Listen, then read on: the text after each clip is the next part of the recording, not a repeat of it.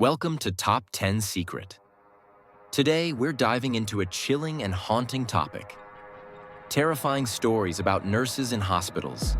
Behind the quiet hallways, dim lights, and the familiar smell of antiseptics lie dark secrets that will send shivers down your spine. Let's uncover the top 10 stories about nurses that are sure to keep you up at night.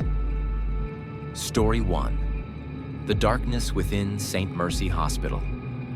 In a remote suburb far from the bustling city, St. Mercy Hospital stood like a fortress of isolation. It had been abandoned for over 30 years, but no one dared to set foot inside. The elders in the area often told stories about the hospital, like legends meant to scare children from wandering outside at night.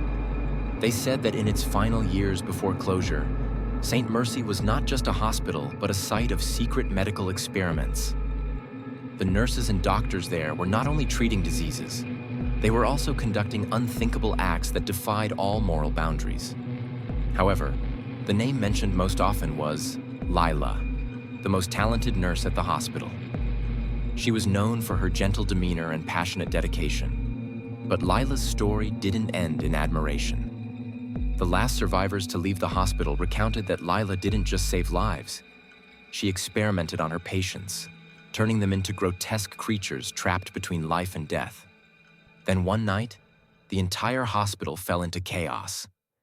Screams echoed throughout, then abruptly ceased.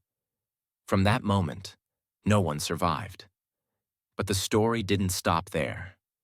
Whenever night fell, passers-by near the hospital claimed to see flickering lights from inside, to hear footsteps and whispers as if someone was still working there. Years later, a group of 5 young people decided to explore St. Mercy Hospital to uncover the truth. They were Alex, a freelance journalist, Jenny, a photographer, Liam, a technology expert, Sarah, a spiritual researcher, and Mark, a thrill seeker. The group believed they would find only an old, decrepit building with some forgotten furniture. But they were wrong. They arrived at the hospital on a cold winter night, with the wind howling through the rusty iron gates. The group entered through the main door, locked tightly for years. But strangely, when Liam touched the lock, it clicked open as if someone had been waiting for them. Inside, the air seemed frozen in time. Rusty hospital beds, scattered medical tools, and walls stained with dried blood painted a grim picture. But what chilled them the most were the photographs on the walls. All were portraits of patients, but their eyes had been erased, leaving hollow voids. Liam set up his camera and temperature sensor to document everything.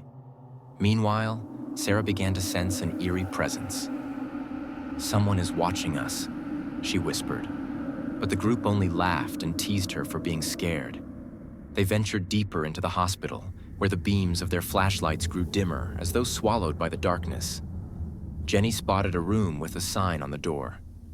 Laboratory, restricted access. Inside, they found glass cabinets containing bizarre specimens. Human body parts fused with animal features, deformed skeletal samples. As Alex snapped photos, he heard footsteps shuffling behind him. But when he turned, no one was there. Sarah felt an icy breath on the back of her neck. "We should leave," she said, her voice trembling. But Mark just scoffed. "This is just a haunted house prank. Don't fall for it."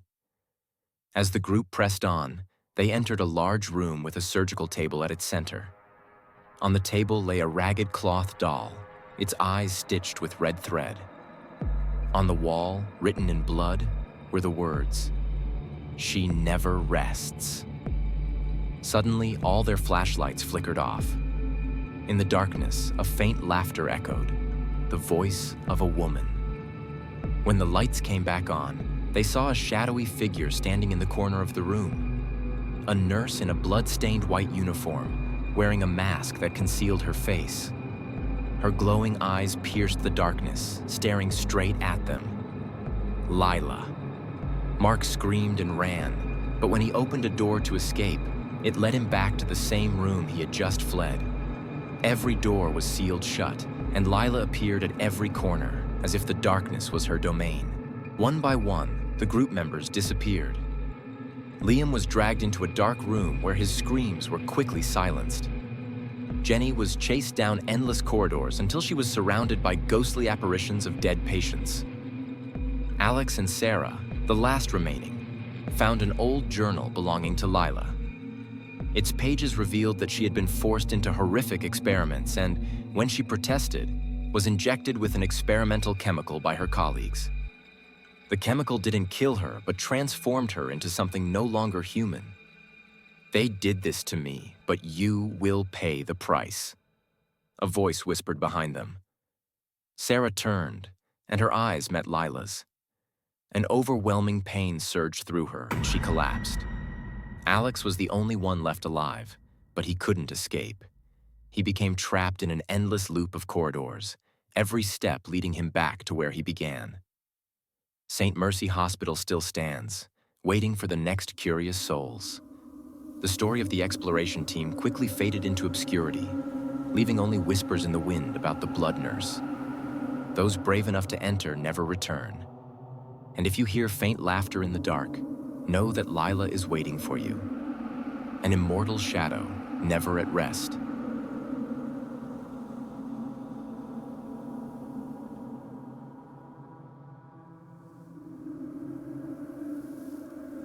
Story 2.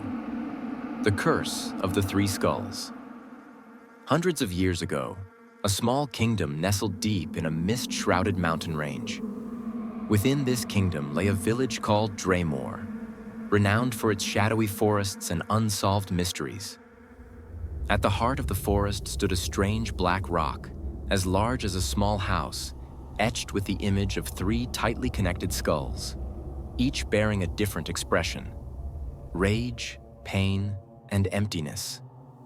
The villagers called it the Rock of the Three Skulls and whispered haunting tales about it. They said the three skulls were not just symbols.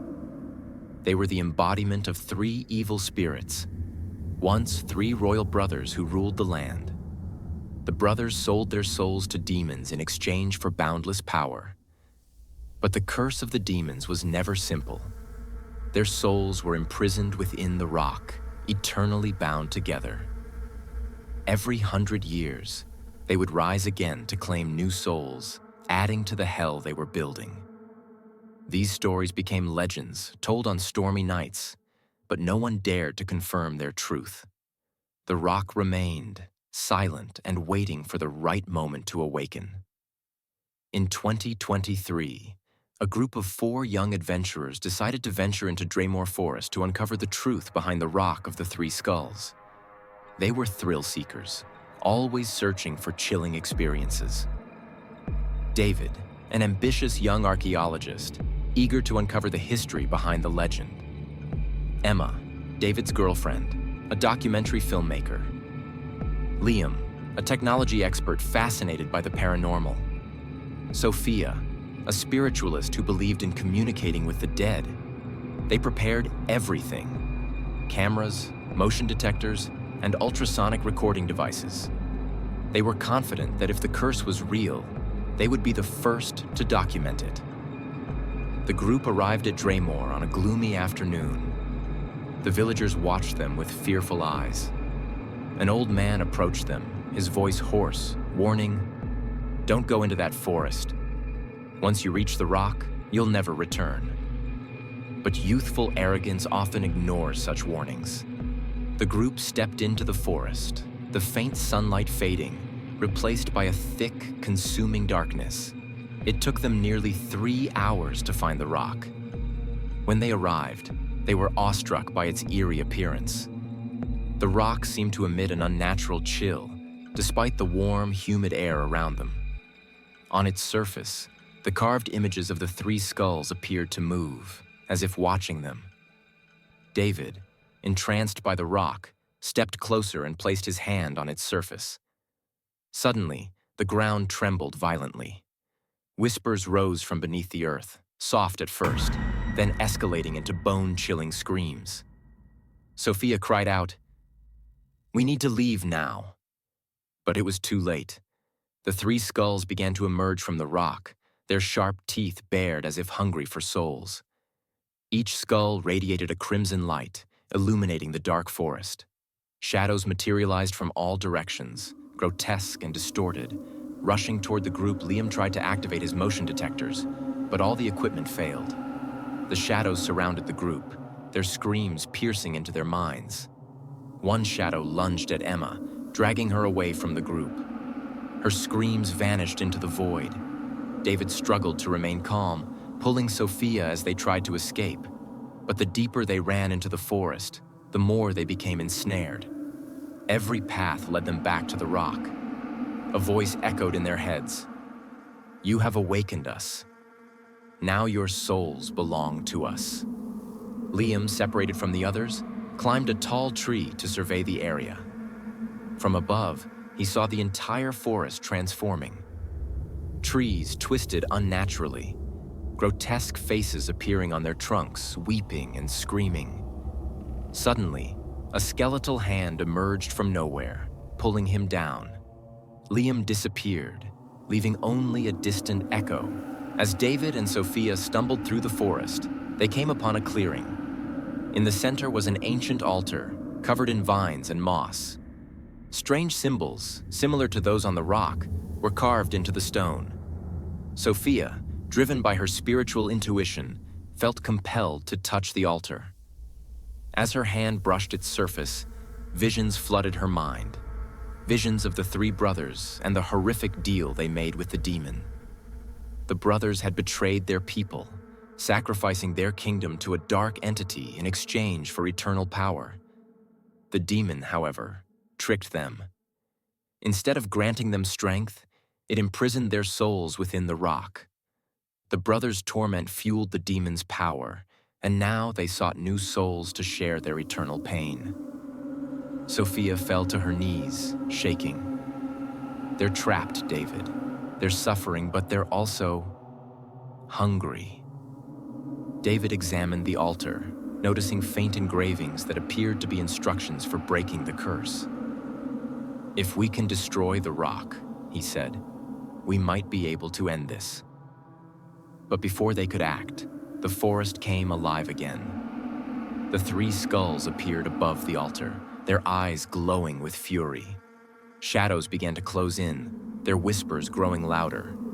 Sophia's mind began to unravel. The whispers became voices, urging her to betray David. They promised her safety, power, and freedom from the forest. Her breathing grew erratic as she clutched her head, fighting the voices. Meanwhile, David frantically searched the altar for clues, his hands trembling as he traced the ancient symbols. Suddenly, Sophia turned on him, her eyes wild. "They said I could live if I give them you," she screamed, lunging at him with a broken branch. David dodged, trying to reason with her, but the forest seemed to amplify her madness. The shadows wrapped around her, pulling her away from him. Her screams echoed as she was consumed by the darkness. David, now alone, faced the skulls. They loomed above him, their voices merging into one guttural roar. "You cannot escape.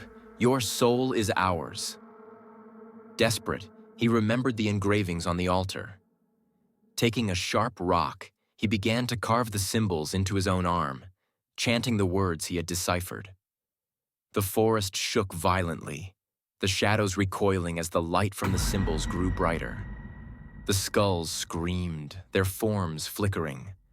For a moment, it seemed David might succeed, but the rock beneath him cracked open, and from its depths emerged a massive demonic figure. The true form of the entity that had cursed the brothers. The demon did not kill him instantly. Instead, it dragged David into the crack within the rock, his body contorting unnaturally as he was absorbed into its depths. His screams became distorted, merging with the whispers of the skulls. The forest grew silent once more, leaving no trace of his presence. When the sun rose, the forest appeared tranquil again. The rock of the three skulls remained, its surface now etched with faint new carvings. Among the three original skulls, the faces of David and Sophia could now be seen. twisted in eternal torment. Draymore's villagers avoided the forest, but they whispered of a change. The rock's whispers were louder now, echoing through the woods even during the day. The hunger of the cursed souls had grown stronger, and the time between awakenings seemed shorter. Some say the forest itself has become an extension of the demon's will. Those who venture too close report hearing their names called softly from the shadows. Others claim to see their own reflections within the skulls, their fates already sealed. If you ever find yourself near Draymore Forest, heed the warnings. If you hear the whispers, it's too late. And if you see the skulls, they've already seen you.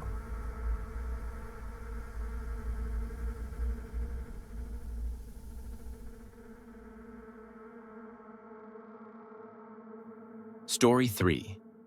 The Witch of Eternal Night. Long ago, in a remote village nestled deep within a dense, perpetually shadowed forest, there was a name that no one dared utter. Maria. Maria was once a healer, known far and wide for her remedies that cured diseases and saved countless lives. Her beauty and wisdom captivated the villagers, who treated her with reverence. But the reverence turned to fear when whispers spread about her involvement in forbidden rituals. Villagers began to notice strange occurrences: crops wilting overnight, livestock disappearing without a trace, and shadows moving unnaturally under the moonlight. When children began to vanish, the villagers turned their suspicions to Maria.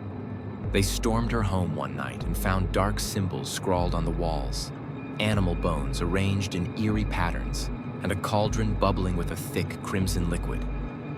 In a frenzy of terror, the villagers dragged Maria to the heart of the forest and burned her at the stake. As the flames consumed her, Maria's screams turned into curses. Her final words echoed through the forest.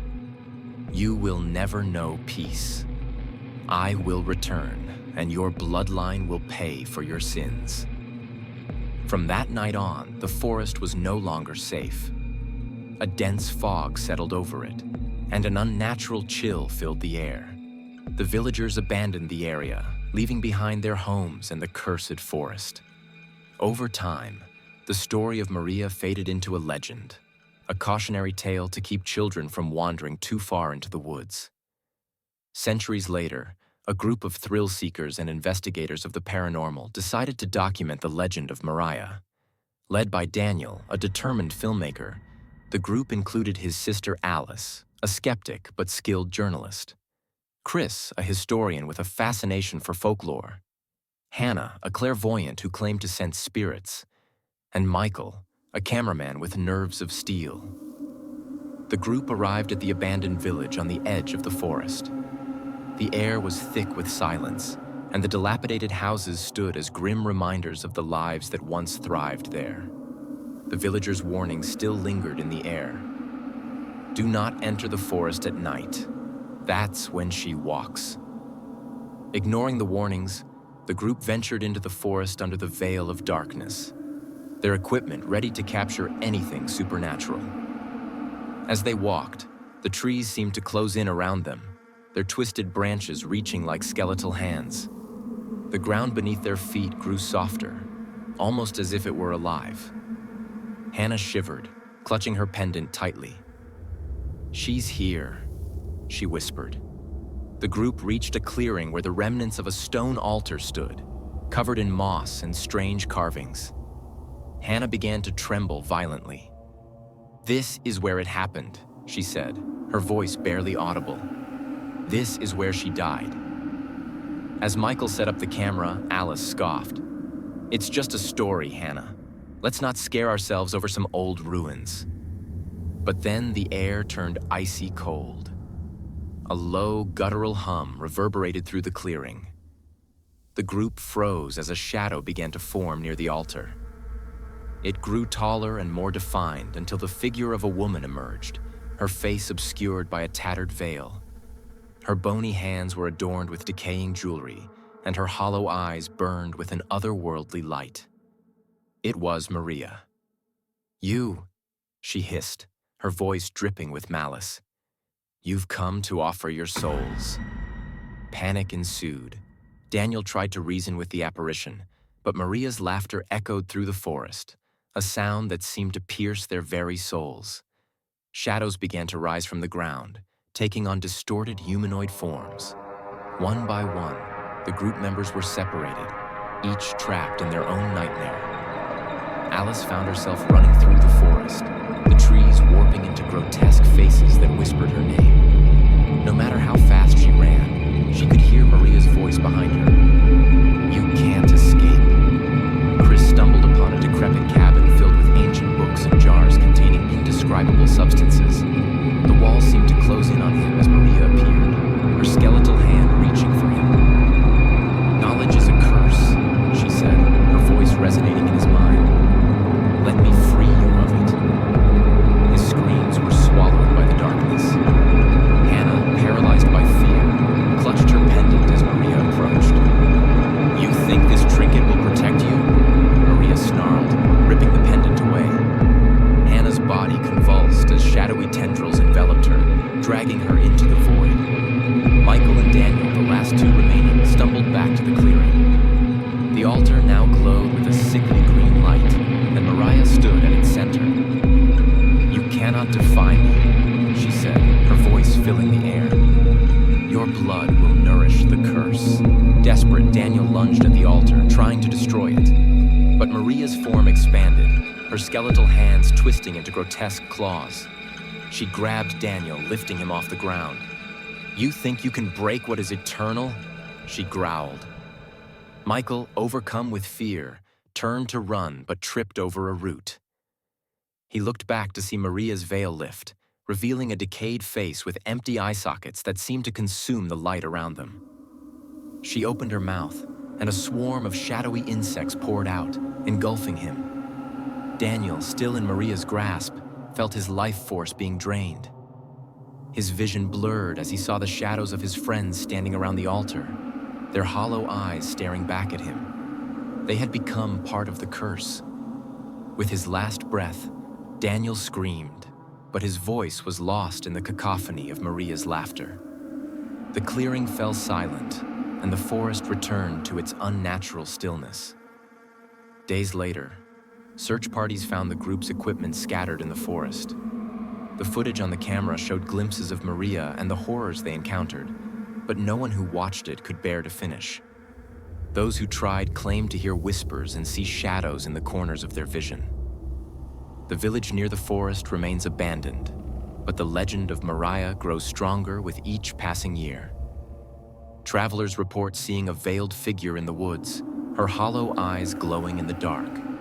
Some say they hear the screams of the cursed echoing through the trees. Maria's curse endures, and her hunger for souls is eternal. If you dare to enter her forest, beware. Once she sees you, there is no escape.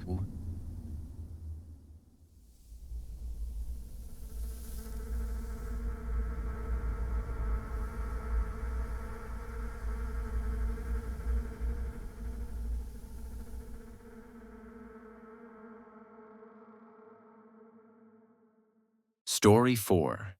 The Curse of the Blood Sword. Deep within the forgotten history of a desolate kingdom, there exists a tale of betrayal, blood, and eternal damnation. The curse begins with the forging of a sword, unlike any other. Crafted by a master blacksmith named Kale, the weapon was commissioned by a tyrant king, Aldrich, who sought to consolidate his rule through sheer terror. Kale was a gifted artisan, but he also harbored a secret. He had lost his family to Aldrich's conquests and sought revenge. Using the finest black steel and his hatred as fuel, Kale poured his very soul into the blade, infusing it with dark magic he learned from forbidden texts.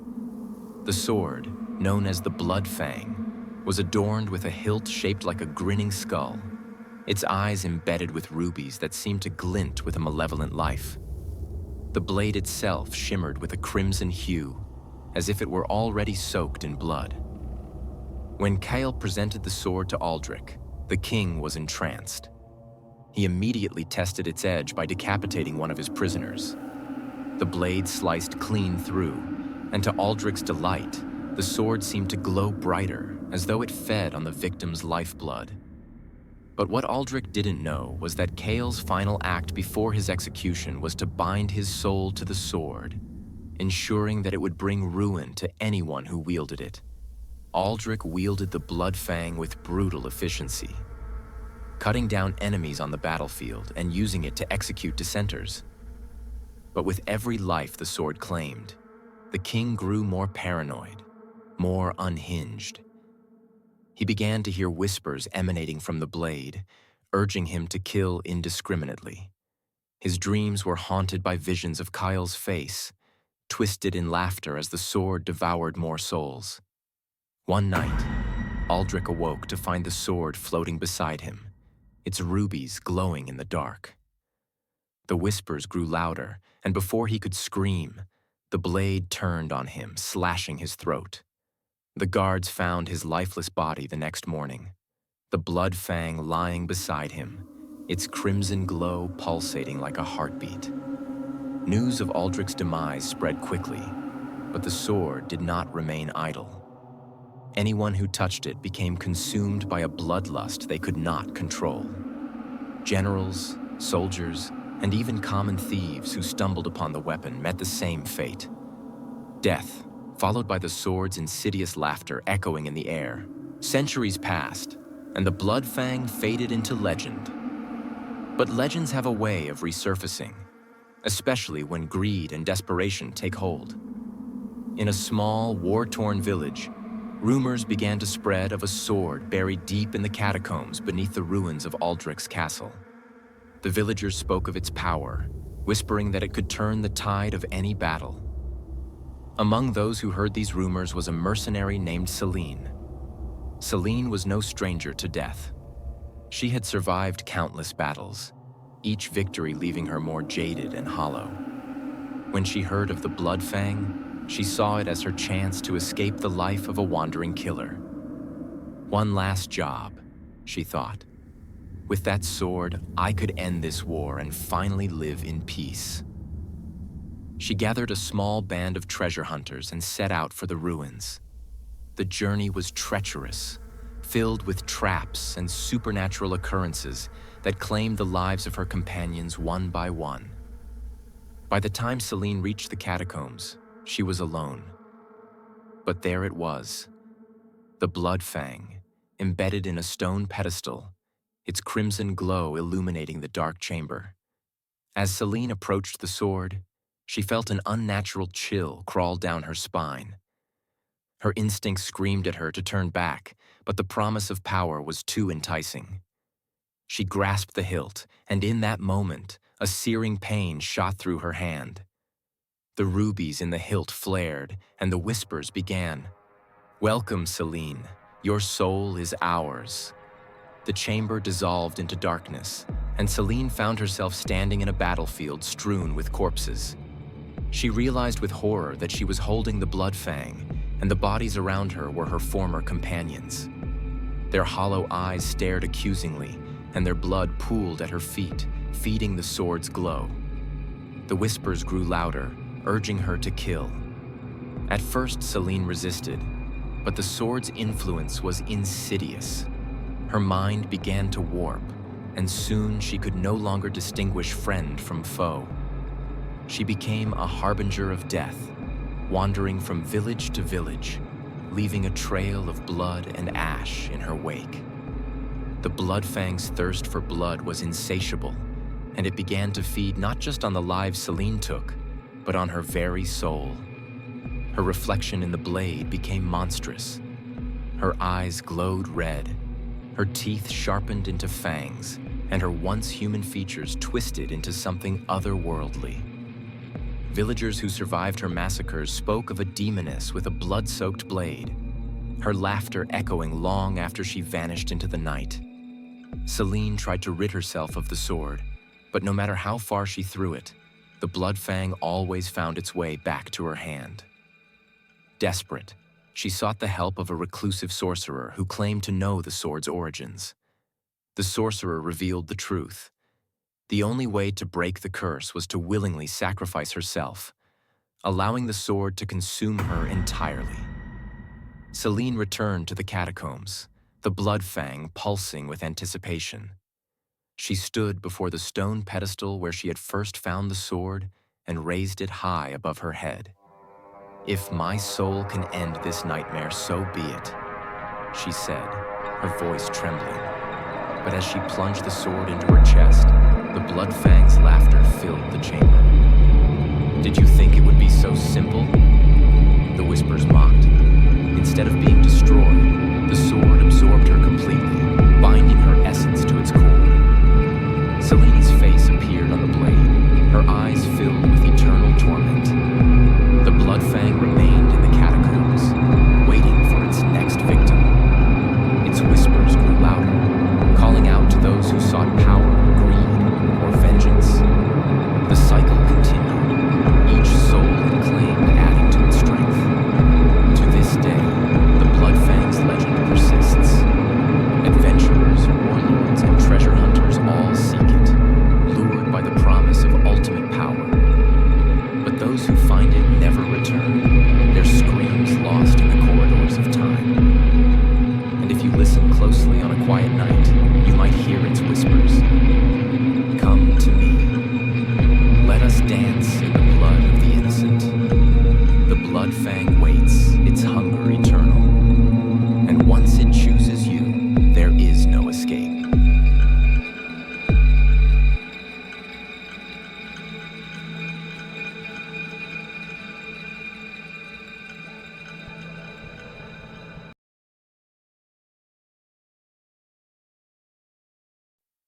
Story 5.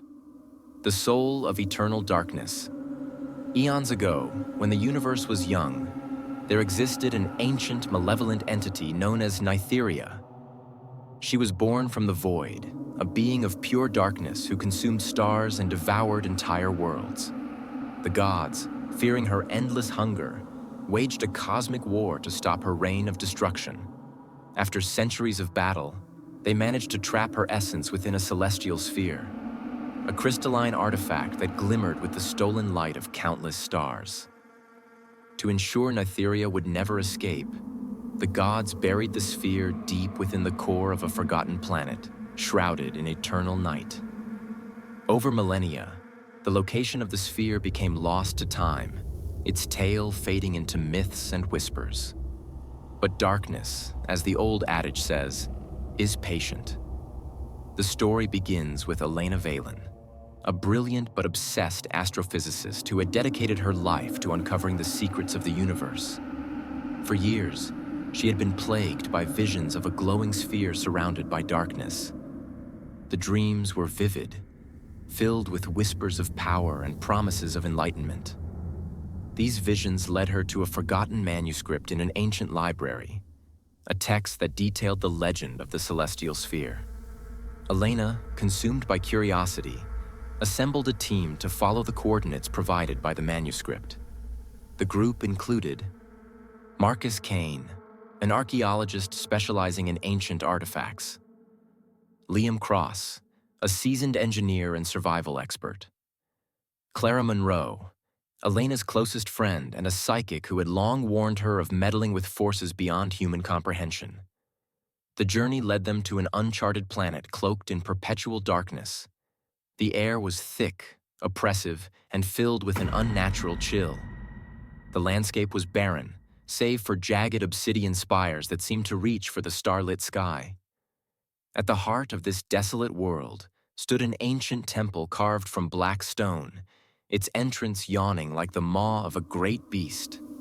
Inside the temple, the group discovered the celestial sphere resting on an ornate pedestal. It was breathtaking, its surface shimmering with an eerie light that seemed to pulse like a heartbeat. The air around it buzzed with energy, and Elena felt an irresistible pull. Despite Clara's desperate pleas to leave the artifact untouched, Elena reached out and placed her hand on the sphere. The moment she made contact, the temple trembled violently. Shadows poured from the sphere, coalescing into a towering figure with glowing, empty eyes. Nytheria had awakened. Her voice was a symphony of whispers, seductive and terrifying. "Fools," she said, her gaze piercing into Elena's soul. You have freed me. Now this universe will know my hunger once more. The group fled the temple, but the darkness followed. The landscape began to shift, the obsidian spires twisting into grotesque forms. Nytheria's influence corrupted everything she touched. Liam's rational mind cracked first. He began hearing voices, seeing shadows moving in the corners of his vision. One night, he wandered into the void and never returned. Marcus, desperate to find a way to stop Nytheria, delved deeper into the ancient texts they had brought. He discovered a ritual that could potentially seal her away, but at a terrible cost. The life force of all present would be required. When he shared this with the group, Elena refused, consumed by the sphere's promises of limitless knowledge. Clara, tormented by visions of Nytheria's reign, tried to reason with Elena. But the astrophysicist was no longer fully herself. Her eyes glowed faintly, and dark veins had begun to spread across her skin. "You don't understand," Elena whispered one night. "This is the key to everything. She isn't our enemy. She's our evolution." As Nytheria grew stronger, her influence extended beyond the desolate planet. Stars began to flicker and die, their light consumed by her insatiable hunger. Across the galaxy, civilizations fell into chaos as darkness crept across the cosmos. The celestial sphere, now embedded in Nytheria's chest, pulsed with the energy of dying worlds. Marcus and Clara, the last survivors of the group, made a desperate attempt to enact the sealing ritual. They returned to the temple, armed with the knowledge Marcus had pieced together. Nytheria awaited them, her form now fully realized, a goddess of shadow and void. "You cannot stop me," she said, her voice shaking the ground.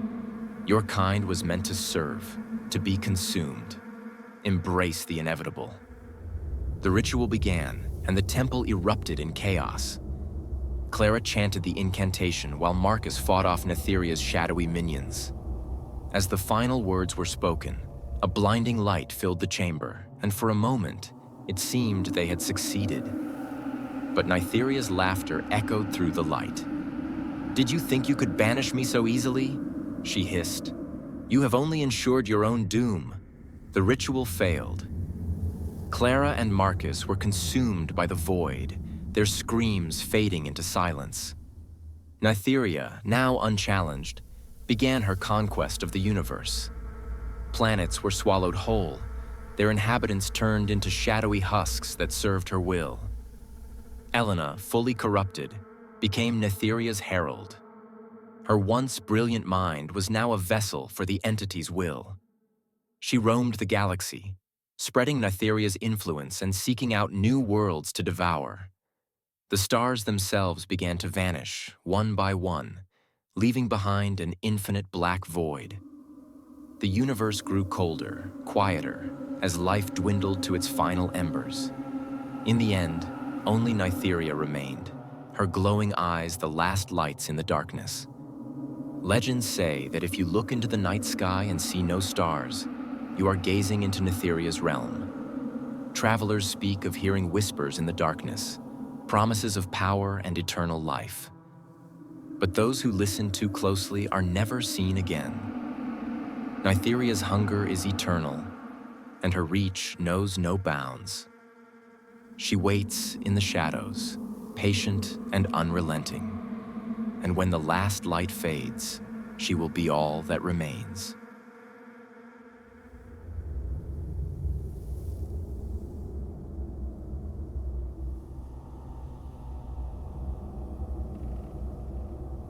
Story 6. The Curse of Count Vladislav and the Castle of Eternal Night. In the remote peaks of a mountain range shrouded in endless fog, a dark legend persisted through centuries. It told of Count Vladislav, a being neither alive nor dead, ruling over a castle known as the Castle of Eternal Night. This grim fortress loomed over the surrounding lands, its spires piercing the heavens, and its windows perpetually glowing with an eerie orange light, as if lit by the fires of hell itself. Vladislav's story began as a mortal man, a warlord of unparalleled cruelty and ambition. His enemies called him the Butcher of Moors for his unrelenting thirst for conquest. But Vladislav's true desire was immortality, a way to outlive his enemies and rule forever. Legend has it that he made a pact with an ancient entity known only as Nixara, a goddess of the void. In exchange for his soul and a promise of eternal servitude, Nixara granted Vladislav immortality, but cursed him to a life of endless hunger for human blood. The curse twisted Vladislav into a creature of the night, a vampire with powers beyond imagination, but a mind consumed by the abyss. The castle became a fortress of horrors, where those foolish enough to seek refuge were never seen again. Their screams echoed through the valleys below, carried by the cold winds of despair. Centuries passed, and the castle became a tale used to frighten children into obedience. But the curse was not forgotten. Locals claimed that every 100 years, Vladislav would awaken fully, his power at its zenith. During this time, the castle's curse would spread, drawing victims to its gates like moths to a flame. A team of investigators, driven by curiosity and arrogance, decided to document the castle's secrets. Dr. Jonathan Harker, a historian specializing in occult studies, led the group. Joining him were Isabel Carter, a paranormal investigator, Victor Morrow, a skeptical scientist, and Emily Price, a journalist seeking her next big story. Each carried their own motivations, but none of them truly understood the darkness they were walking into. The group's journey began on a moonless night, their car winding through the narrow, treacherous paths of the mountain. The air grew colder as they ascended, and an unnatural silence blanketed the landscape. When they reached the castle, its massive gates stood ajar, as if inviting them in. Inside, the air was thick and oppressive. The walls were adorned with grotesque tapestries depicting scenes of torment and bloodshed. Candelabras burned with flames that flickered blue, casting ghostly shadows that seemed to move independently. The team set up their equipment in the grand hall, a cavernous space dominated by a massive throne made of black stone. Above the throne hung a portrait of Count Vladislav, his piercing red eyes seeming to follow them. As the group began their investigation, strange occurrences disrupted their progress. Emily's camera malfunctioned, capturing only static.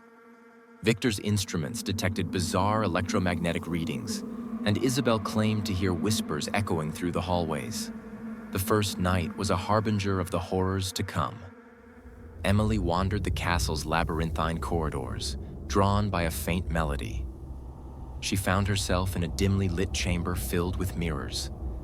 Her reflection twisted and distorted, the glass warping her face into a grotesque grin. Suddenly, a hand reached out from the mirror and pulled her in. Her screams reverberated through the castle, but were quickly swallowed by silence. When the others discovered her disappearance, they searched the castle frantically. But the mirrors in the chamber were now shattered, and Emily's name was scratched into the walls, written in what appeared to be blood.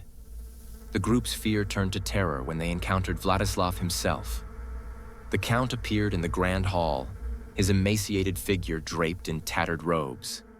His eyes glowed like burning coals, and his voice resonated with an ancient power. "You have disturbed my slumber," Vladislav intoned, his voice cold and devoid of emotion. "Your souls now belong to me." Victor, driven by his disbelief in the supernatural, attempted to confront Vladislav. The Count raised a withered hand, and Victor's body was lifted into the air, contorted by an unseen force. With a flick of his wrist, Vladislav drained Victor of his life force, leaving only a desiccated husk behind. Jonathan and Isabel fled deeper into the castle, their hope dwindling with each step. They discovered a hidden library filled with books bound in human skin. Among them was Vladislav's journal, which detailed the ritual Nixara had used to curse him. The journal revealed that the curse could only be broken by destroying the source of Vladislav's power, a black crystal hidden in the castle's crypt. The crypt lay beneath the castle, accessible only through a series of hidden passages. The air grew colder as Jonathan and Isabel descended, their flashlights casting eerie beams through the suffocating darkness. Along the way, they encountered ghastly apparitions of Vladislav's victims, their hollow eyes pleading for release. When they reached the crypt, they found the crystal suspended above an altar carved with eldritch symbols. The black crystal pulsed with a malevolent energy, its surface swirling with shadows. Isabel hesitated, sensing the immense power emanating from it. "If we destroy this, will it end the curse?" she asked, her voice trembling. Jonathan nodded. "It's our only chance." As they prepared to shatter the crystal, Vladislav appeared, his form more monstrous than before. His flesh was decayed, his fangs bared, and his wings unfurled like those of a bat. "You dare defy me?" he roared, his voice shaking the very walls of the crypt. In the ensuing battle, Vladislav unleashed his full power, summoning shadowy tendrils that threatened to consume Jonathan and Isabel. Jonathan, realizing they would not both survive, made a decision. He distracted Vladislav, drawing the Count's wrath, while Isabel used a ceremonial dagger she had found to strike the crystal. The moment the dagger pierced the crystal, a deafening scream filled the crypt. Vladislav's body convulsed, his form disintegrating into ash as the crystal shattered. The castle began to collapse, the walls crumbling under the weight of the curse breaking. Isabel barely escaped, her body battered and her mind scarred. She watched from the safety of the forest as the castle imploded, leaving behind only a smoldering crater. But as the smoke cleared, she noticed a single figure standing in the ruins, Jonathan. His eyes glowed faintly red, and a cruel smile played on his lips. Though Vladislav was gone, the curse had not been destroyed. It had simply chosen a new vessel. Jonathan, now the bearer of Vladislav's power, disappeared into the night. Over the following years, whispers of a new shadow spreading across the land began to emerge. The legend of the Castle of Eternal Night lived on, and with it, the horror of the cursed Count who would never truly die.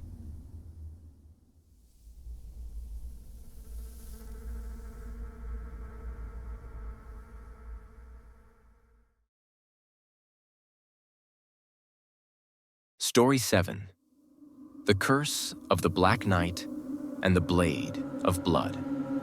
Long ago, in a kingdom torn apart by war and betrayal, a name emerged that struck fear into the hearts of even the bravest warriors. The Black Knight, a figure cloaked in shadows, wielded a blade that seemed to drink the blood of its victims. This weapon, known as the Blade of Eternal Blood, was said to be cursed, forged in the fires of damnation and quenched in the blood of 1,000 innocents. The legend began with a man named Arden Vial, once a noble and loyal knight of the kingdom of Sarnath. Arden was known for his unwavering loyalty to the king and his unmatched skill in battle. But his devotion became his downfall. Betrayed by the very king he served, Arden was falsely accused of treason and condemned to death. Stripped of his armor and title, he was dragged to the castle's courtyard where his execution awaited. As the blade of the executioner descended, the sky darkened unnaturally and a storm erupted. In that moment, Arden cursed the kingdom with his dying breath, vowing vengeance against all who had wronged him. The earth trembled, and a voice, deep, guttural, and otherworldly, spoke from the heavens. "Your rage has summoned me, mortal. I will grant you vengeance, but your soul shall be mine." When the storm subsided, Arden's body was gone. In his place stood a towering figure clad in black armor, his eyes glowing crimson beneath his helmet. In his hand, he held the Blade of Eternal Blood, its edge dripping with a dark, viscous liquid that seemed to pulse like a beating heart. The Black Knight's vengeance was swift and brutal. He slaughtered the king and his court, razed the castle to the ground, and hunted down every noble who had conspired against him. But his thirst for blood did not end there. The curse that bound him to the blade demanded more.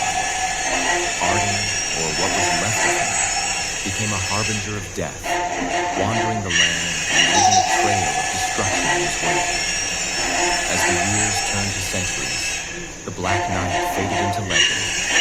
His castle, rebuilt over his ashes, became known as the Fortress of Eternal Night, a place shrouded in perpetual darkness. It was said that every 100 years, when the blood moon rose, the Black Knight would awaken, drawn by the hunger of the blade. In the present day, the legend of the Black Knight had become a mere ghost story told to frighten children. But for Dr. Elias Gray, a historian specializing in cursed artifacts, the legend was more than just a tale. Elias had spent years piecing together fragments of ancient texts, all of which pointed to the existence of the Blade of Eternal Blood. Driven by a dangerous curiosity, Elias assembled a team to find the fortress and uncover its secrets. The group included Samantha Cross, an archaeologist with a penchant for solving ancient puzzles; Victor Kane, a mercenary hired to protect the team; Lila Emerson, a psychic who claimed to have visions of the Black Knight; Daniel Ward, a skeptic and journalist documenting the expedition. The group's journey took them deep into the Shadowed Vale, a desolate region said to be cursed. The closer they got to the fortress, the more unnatural the landscape became. Trees twisted unnaturally, their branches resembling skeletal hands. The air grew colder, and an oppressive silence blanketed the land. When the group finally reached the fortress, they were met with a structure that seemed alive. Its walls pulsated faintly, as if breathing, and the air around it was thick with an unseen energy. The gates creaked open on their own, revealing a courtyard littered with ancient weapons and armor, all stained with blood. Inside, the fortress was a labyrinth of decaying halls and grand chambers. The walls were adorned with faded murals depicting scenes of battle, betrayal, and bloodshed.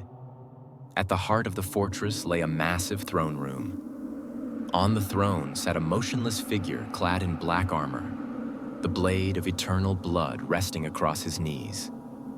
As the group approached, Lila's visions intensified. She collapsed to the floor, clutching her head and screaming. "He's here. He's watching us." The blade began to glow, its crimson light illuminating the chamber. The Black Knight stirred, his head slowly rising.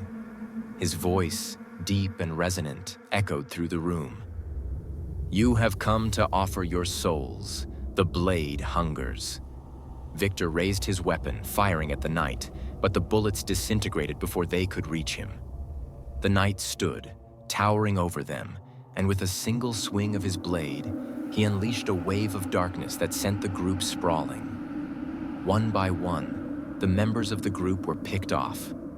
Victor was impaled by a shadowy tendril that erupted from the blade. Samantha, trying to decipher the symbols on the walls, was consumed by flames that burst from the ground. Daniel, in his desperation to escape, was cornered by the knight and decapitated. Elias and Lila were the only ones left. Elias, realizing the truth behind the ancient texts he had studied, revealed that the blade could only be destroyed by the sacrifice of a pure soul. Lila, understanding what needed to be done, volunteered herself. "If this is the only way to end it," she said, tears streaming down her face, "then I'll do it." As the Black Knight advanced, Elias recited an incantation from one of the texts. Lila stepped forward, her body radiating a blinding light. The knight hesitated, as if recognizing her purity, but the blade compelled him to attack. With a final, anguished scream, Lila plunged herself onto the blade, her light consuming both her and the knight in a fiery explosion. When the light faded, the fortress was in ruins. Elias, the sole survivor, emerged into the dawn. The blade was gone, and the Black Knight's armor lay empty on the throne. But as Elias turned to leave, he heard a faint whisper carried on the wind. The curse is not broken. It merely waits. In the years that followed, Elias's account of the expedition was dismissed as the ravings of a madman. But those who ventured into the shadowed vale reported seeing a figure in black armor, sitting motionless on a throne in the ruins of a fortress. And on nights when the blood moon rose, the figure could be seen standing, the blade of eternal blood glowing faintly in his hand. The curse endures, and the blade hungers still, aid.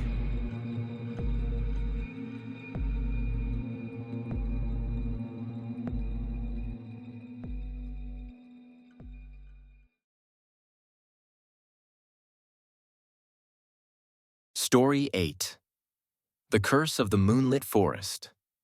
For generations, the villagers of Black Hollow lived in fear of the moonlit forest, a dense, ancient woodland that surrounded their settlement. They believed the forest was cursed, a gateway between the living and the dead. On moonlit nights, whispers of terror echoed through the trees, and some claimed to see a figure, a woman with pale skin, long black hair, and glowing, empty eyes, emerging from the shadows. They called her Ilara, the Witch of the Moonlit Forest. The legend told of Ilara's tragic past. Centuries ago, she had been a healer, a kind and beautiful woman who lived on the forest's edge. When a plague swept through the village, the people turned to Ilara for help. But when the sickness worsened and the villagers' loved ones began to die, they accused her of witchcraft.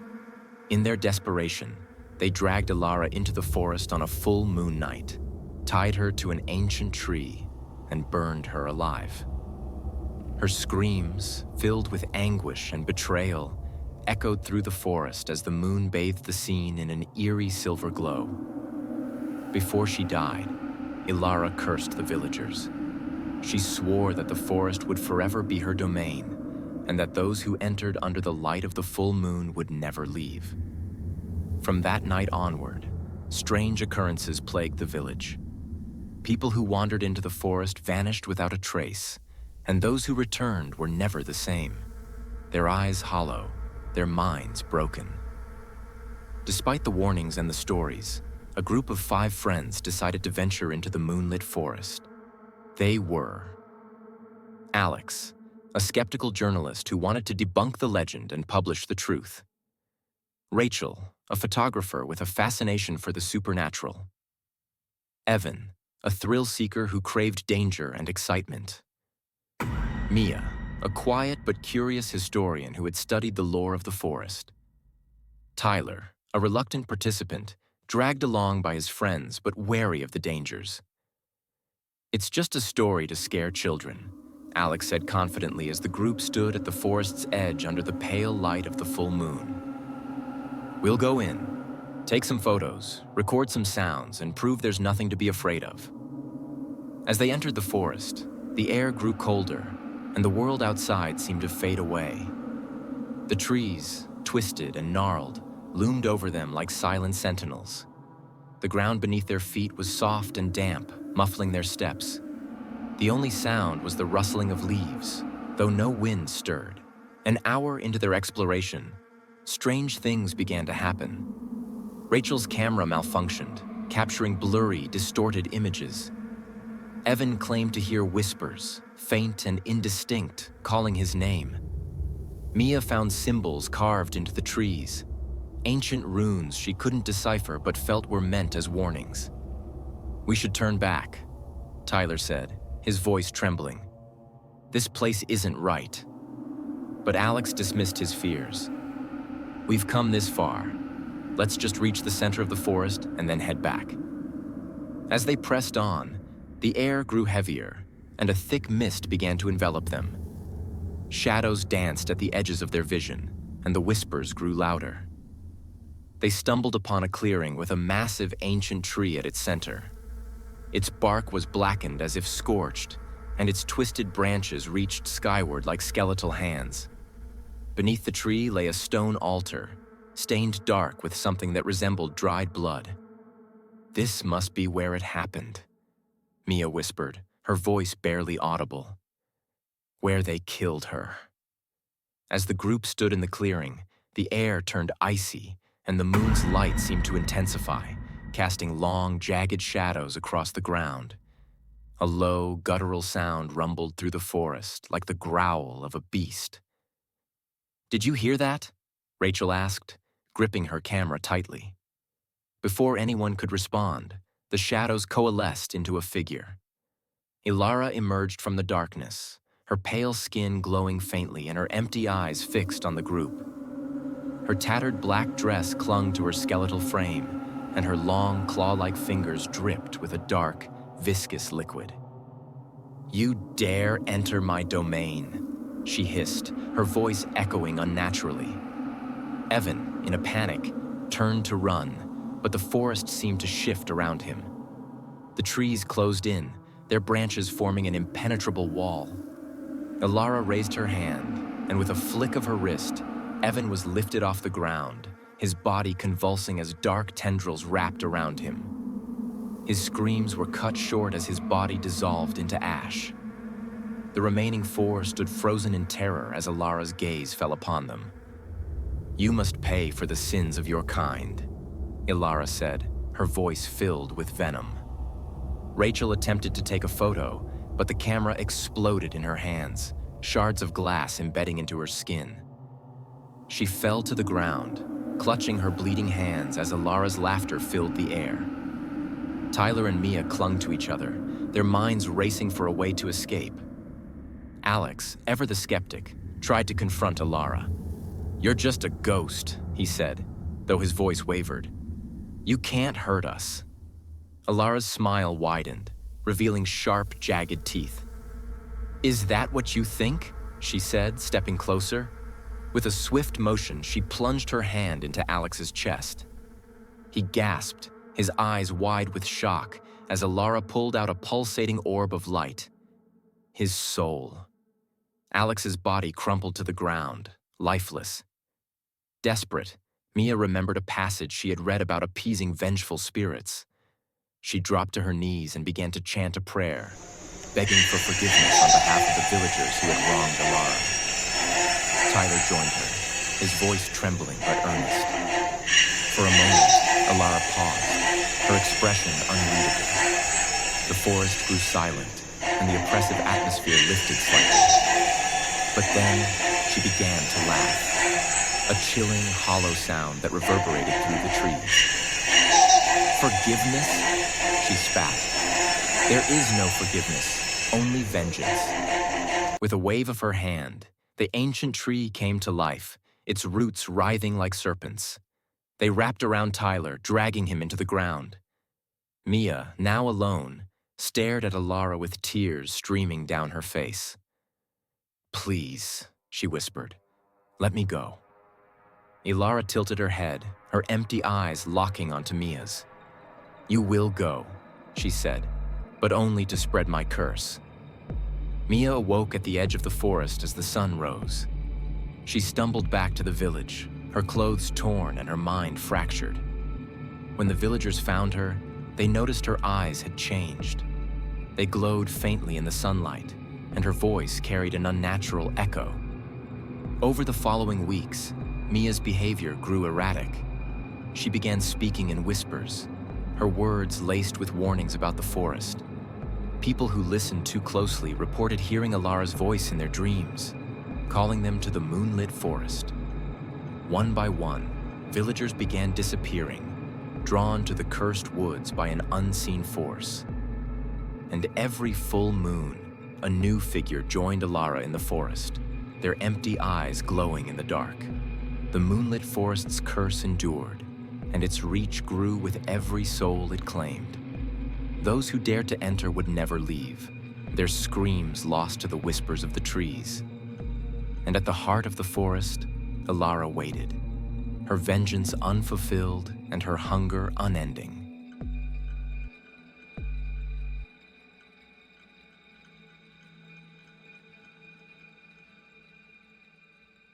Story 9. The mysterious church. Far away from the bustling city, deep within a dense and overgrown forest, stood an abandoned church that had existed for hundreds of years. Legend spoke of a church built by a group of European missionaries, but it was quickly abandoned after dark rumors began to emerge. Many villagers claimed to have witnessed sinister rituals held in the dead of night, accompanied by agonizing screams. Eventually, the missionaries disappeared, leaving the church as a symbol of terror. It became the center of eerie folklore and unsolved disappearances.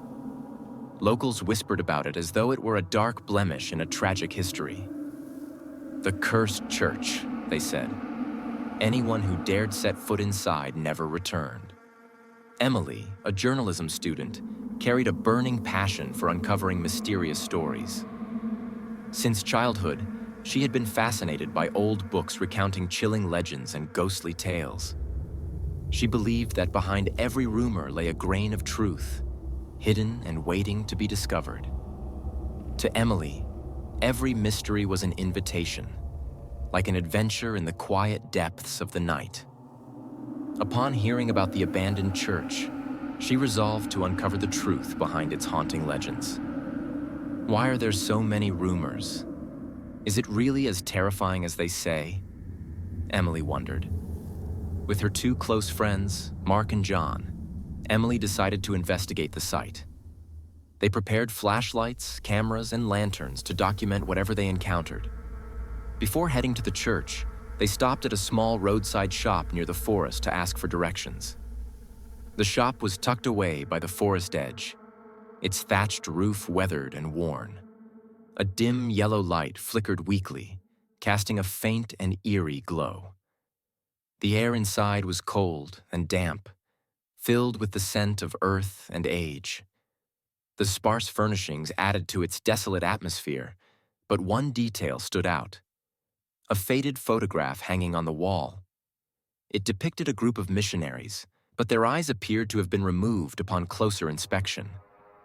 Mark noticed the picture and tried to point it out, but the elderly shopkeeper quickly changed the subject. The entire scene left an unsettling impression on them. The elderly shopkeeper, her face etched with deep wrinkles, hesitated when they mentioned the church. "You shouldn't go there. That place is not meant for the living.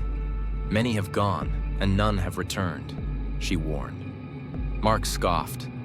"You must be joking. It's probably just another ghost story." But the old woman looked directly into Mark's eyes, her voice trembling. "Have you heard about the family that last entered the church? A young couple and their child. They found the parents' bodies incomplete and grotesque. The child was never found." Despite the warning, Emily was determined to proceed with their plan. When they arrived, the church loomed over them like a living entity shrouded in thick fog. Its wooden doors, rotted and crumbling, were chained shut with rusted metal. John quickly found a large stone and used it to break the lock. "It's just an old door. What's there to be afraid of?" he said. Inside, the air was thick with mold and decay. Dust coated every surface. The beam of their flashlight swept across faded religious paintings, broken altars, and shattered statues of saints. Emily noticed an inverted crucifix placed in the center of the main hall. Suddenly, John's flashlight illuminated a carved relief on the wall. It revealed the image of a woman dressed as a nun, but her eyes had been violently torn out, with blood seemingly streaming from the sockets. "It looks like someone tried to destroy this carving," Emily murmured. But why? As they ventured deeper into the church, strange sounds echoed around them. At first, it was just the creaking of wood, but soon it turned into faint, eerie laughter that seemed to circle them. "Is someone messing with us?" John asked, his voice shaking. Emily tried to calm the group. "It's probably just the wind or loose boards. This place is old. We're scaring ourselves." But when they reached the final room, what they saw made them freeze in terror. The room looked like a shrine to death itself. The walls were cracked and oozing a dark, blood-like liquid. In the center stood an altar made of ancient, splintered wood, upon which lay severed arms, dripping with blood, and fingers frozen in unnatural contortions. Their flashlights revealed strange symbols etched into the floor, symbols that seemed to pulsate with a malevolent energy. Suddenly, a deep, guttural growl echoed from below them, like the earth itself was alive. In the dim light, they saw a hand begin to rise from the shadows of the floor. A pit yawned open in the middle of the room, and from its depths emerged faint, ghostly figures, moving with unnatural, jerking motions. "Run now!" Mark shouted, but when they turned to escape, the door had vanished. Emily found herself surrounded by familiar faces. The shopkeeper, her past colleagues who had vanished, and even her own face stared back at her. Their eyes were hollow, filled with despair and accusation. A chilling sensation gripped her chest, freezing her in place. Each face seemed to whisper her name, their voices echoing in her mind. "Emily, why did you come here?" The whispers grew louder, more insistent, wrapping around her thoughts like a suffocating fog. In her panic, Emily realized that these faces were not just remnants of the past. They were her future if she could not escape. This place was not just a building. It was a gateway between worlds, trapping those who ventured too close. Those who dared to enter became part of its sinister legend, their souls bound to its walls. The story ends with Emily realizing her fate, to become another lost soul in the endless cycle of horror that was the mysterious church.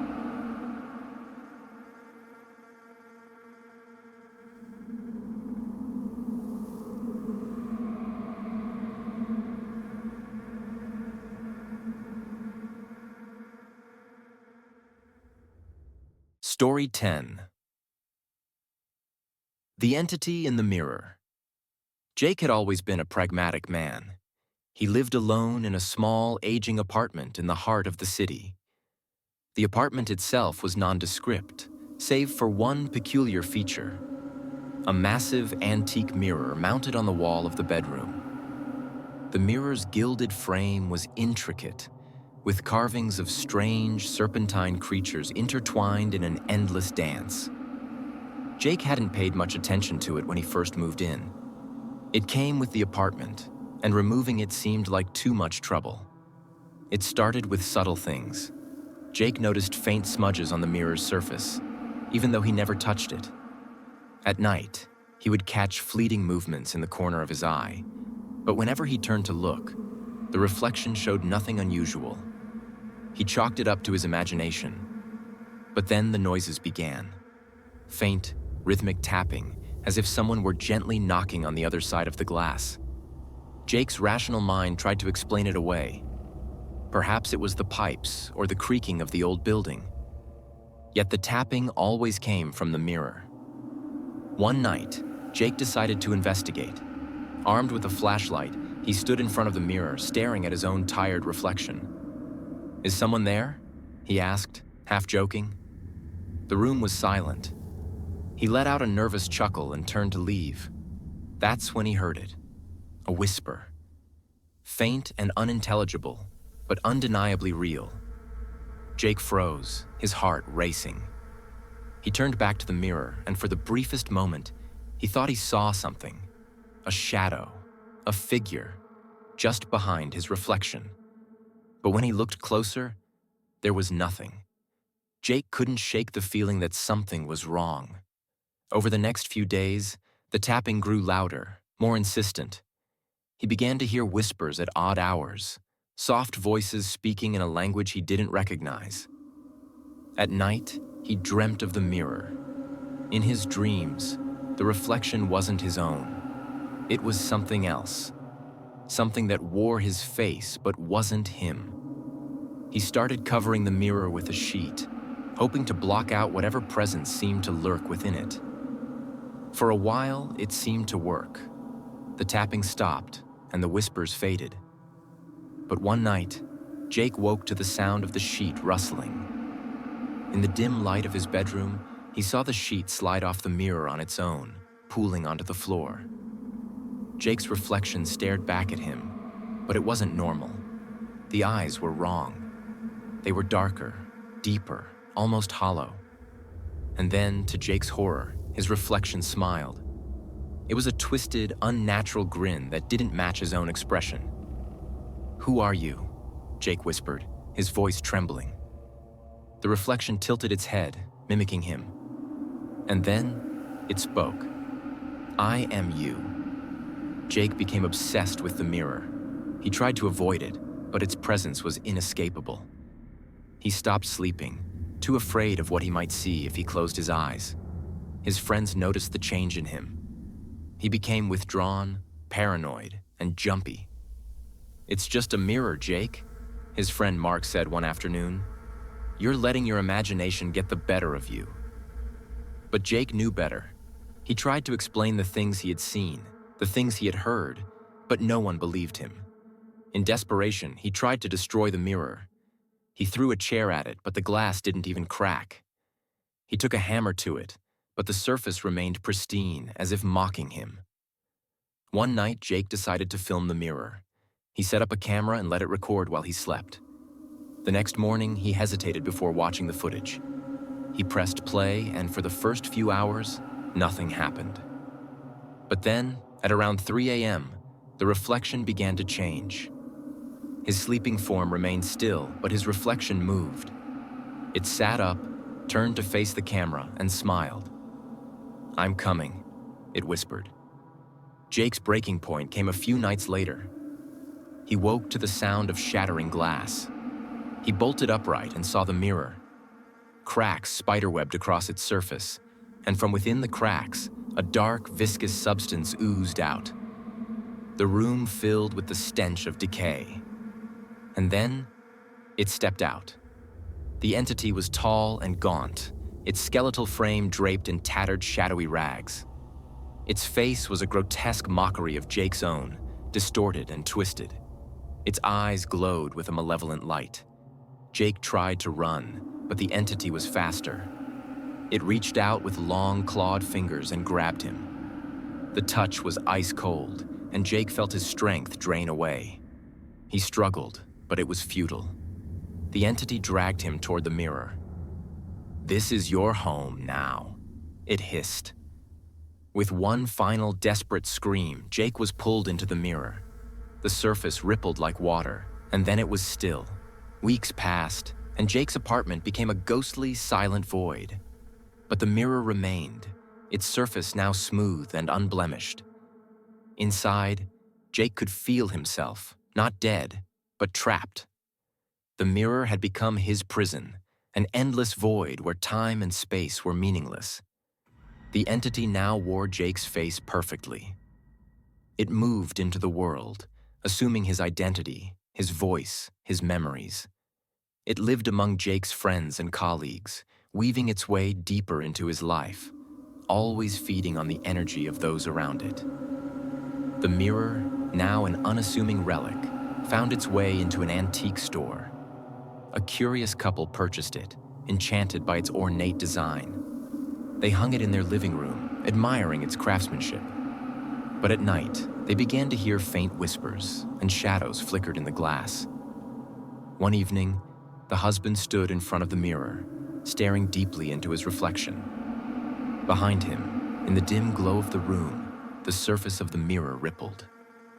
Two hollow eyes stared back at him from the void, and a voice, cold and devoid of humanity, whispered, "Your turn."